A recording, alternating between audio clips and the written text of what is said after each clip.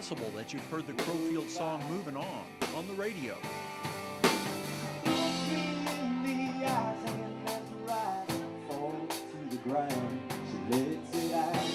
It's another breakup song. I have a lot of those. I think I have more breakup songs than I have breakups.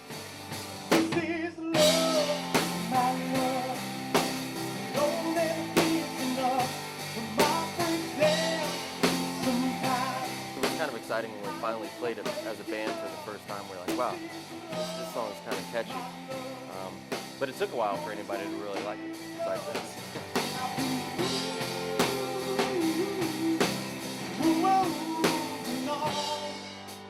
I think that's why it kind of reacts with a lot of people, is because we've all been there.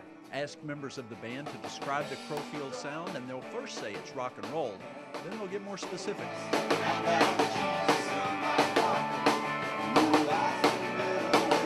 It started out more on the rootsy, pushing countryside.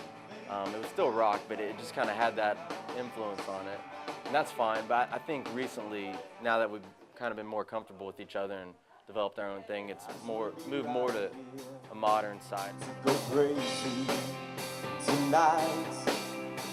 It took a while to develop the sound that you hear today. It began when Tyler Meacham and Joe Giant moved to Charleston from Indiana.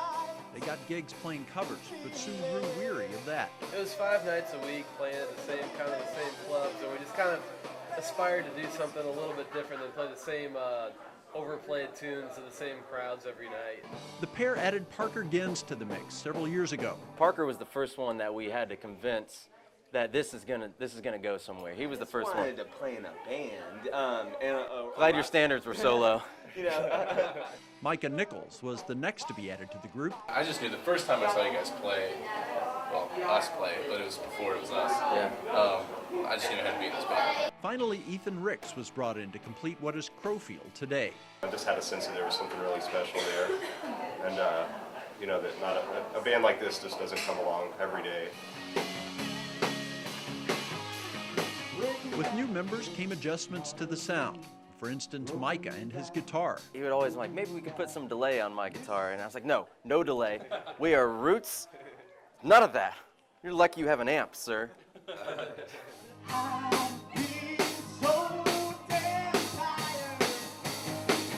Eventually, different elements were incorporated and the songs changed accordingly.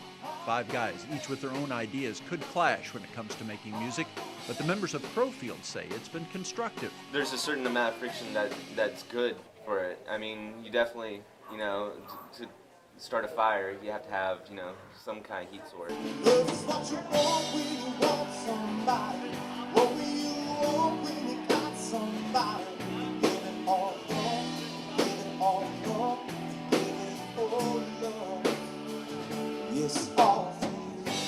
The more the band plays together, the better the sound becomes. I think now that we play together long enough, we have the microscope so finely tuned into what we're doing that we can really be picky, and I think that's kind of what we're doing now, is really kind of refining what we've become. And we can kind of figure out what works one night and maybe change it and keep that, and maybe something didn't work, we can maybe try to improve upon that. So the songs are consistently evolving and consistently changing for the better. Crowfield built enough of a following that record labels began showing interest. There were showcases in New York and reps came to see the group play. Eventually, all of that yielded a positive result.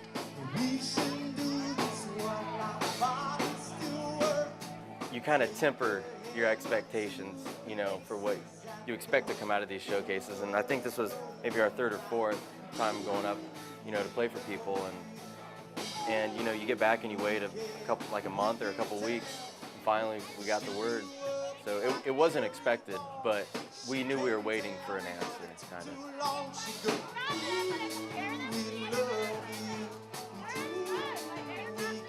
Crowfield has a deal with Universal Republic, and that should mean another CD later this year.